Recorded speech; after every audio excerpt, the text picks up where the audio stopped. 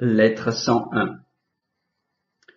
Chaque jour, chaque heure fait voir à l'homme combien peu de choses il est, et par quelles nouvelles circonstances significatives lui remémore sa fragilité s'il l'a oubliée. Il nourrissait des projets éternels, le voici contraint de regarder vers la mort. Tu me demandes ce que veut dire pareil préambule?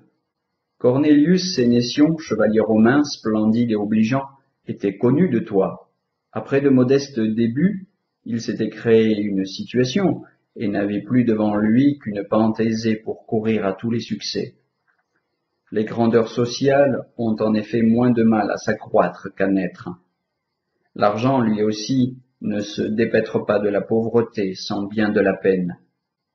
C'est le piétinement en attendant l'essor. Déjà Sénétion touchait à l'opulence où le portaient deux précieuses aptitudes. Il savait acquérir, il savait conserver. Et l'une ou l'autre suffisait à le faire riche. Cet homme, d'une simplicité d'habitude parfaite, et ménageant sa personne tout autant que son avoir, m'avait fait visite le matin, à sa coutume. Il avait passé le reste de la journée jusqu'à la nuit close au chevet d'un ami gravement atteint et condamné. Il avait soupé avec entrain, quand soudain, une crise d'angine aiguë le serre à la gorge.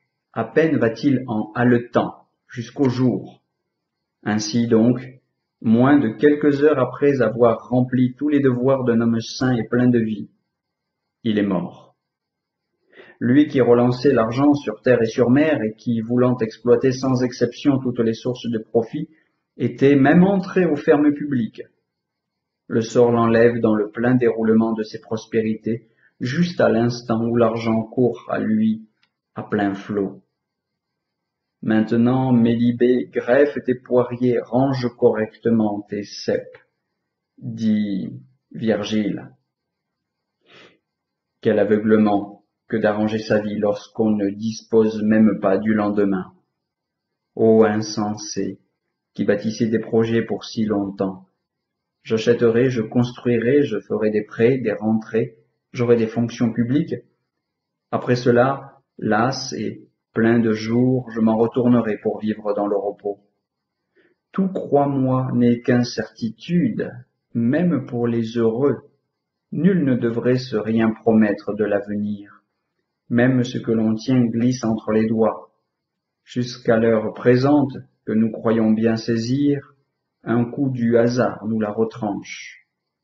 Le temps se déroule suivant des lois fixes en vérité, mais au milieu des ténèbres. Et que m'importe qu'il y ait certitude au regard de la nature, là où il n'y a qu'incertitude pour moi. On projette des traversées lointaines et de tardifs retours sur la terre patrie, au bout de l'aventure courue tout le long de rives étrangères. On veut le métier d'officier et la lente rémunération des travaux militaires, les fonctions et la carrière d'administrateur de poste en poste. Cependant, la mort est à nos côtés. Mais comme on ne songe jamais à elle que pour le compte d'autrui, la leçon concrète sur notre mortalité qui nous est coup sur coup assénée ne conserve son effet qu'autant que dure la surprise, et qu'elle des raisons d'être surpris parce qu'on voit accompli à certains jours ce qui chaque jour peut s'accomplir. Il est vrai que notre carrière a son terme au point où l'a fixé l'inexorable nécessité des destins, mais ce terme nul parmi nous, tandis qu'il se remue ne sait combien il en est proche. Disposons donc notre âme comme si cette extrême limite était atteinte. Ne remettons rien à l'avenir. Réglons nos comptes avec la vie, jour par jour. Le vice principal de la vie, c'est qu'elle n'a jamais rien d'achevé. C'est qu'au jour le jour, l'on en renvoie une partie à plus tard. Celui qui a su chaque jour mettre à sa vie la dernière main n'a pas besoin du temps. Hors de ce besoin naît, avec la peur de l'avenir, cette soif d'avenir qui ronge l'âme. Combien singulière est la condition misérable de celui qui se demande au sujet de ce qui vient où cela doit aboutir. Que durera? Quel sera le reste de mon existence? Voilà ce que suppute la pensée dans le réseau d'inconsistantes terreurs où elle s'agite. Quels moyens aurons-nous d'échapper à ce roulis vertigineux? Un seul, ne pas laisser son existence pointer de l'avant, la ramener sur elle-même. Si l'on dépend de l'avenir, c'est faute de savoir exploiter le présent. Lorsque je satisfais au contraire à tout ce que je me devais, lorsque ma pensée bien assise connaît qu'entre un jour et un siècle, il n'y a nulle différence. Elle contemple de haut la série entière des jours et des événements à venir, et ne fait que se rire dans ses méditations de la chaîne des temps. En effet, en quoi des hasards mobiles et variables pourront-ils déconcerter un homme qui demeure stable en face de l'instabilité? Ainsi donc, mon cher Lucilius, hâte-toi de vivre et compte chaque journée pour une vie distincte. L'homme qui s'est donné cette armature, celui qui a vécu chaque jour sa vie complète, possède la sécurité. Mais qui a l'espoir comme raison de vivre voit le présent lui échapper d'heure en heure. Alors entre en lui avec l'appétit de la durée ce sentiment si misérable qui rend toute chose si misérable, la peur de la mort. De là l'infâme souhait de Mécène qui accepte les infirmités, les difformités, et pour finir d'être empalé, pourvu qu'au milieu de ces disgrâces, sa vie soit prolongée.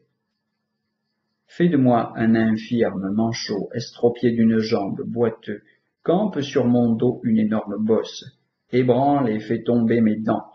Tant que la vie me reste, tout est bien, même en croix sur le pal, conserve-moi la vie. Ce qui serait, si la chose advenait, le comble des misères. Voilà ce vœu, voilà ce qu'il signifie. Il pense demander la vie, et c'est une prolongation de supplice. Je le jugerais déjà bien méprisable, s'il souhaitait de vivre jusqu'à la mise en croix, mais écoutons-le. Il dit, « Oui, estropie-moi, pourvu que le souffle reste à mon corps épuisé et impotent. Rends-moi contrefait, pourvu que le monstre que tout le monde fuit obtienne quelques instants. Fixe-moi à la croix, assieds-moi sur le pal. Est-ce la peine de peser sur sa plaie, de pendre au gibet les bras étendus, dans l'espoir de différer ce qu'il y a de plus désirable dans les tourments, le terme du supplice? Est-ce la peine de conserver la vie pour rendre l'âme? Demandera-t-il. Que souhaiter à ce malheureux, sinon que les dieux aient pitié de lui?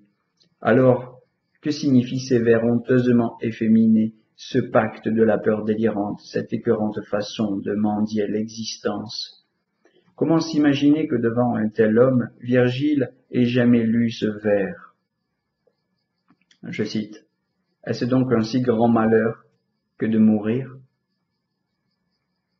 Il appelle de ses vœux le pire des maux, les plus pénibles souffrances. Il désire de tout son cœur qu'on les prolonge, qu'on les continue, mais qui gagnera-t-il?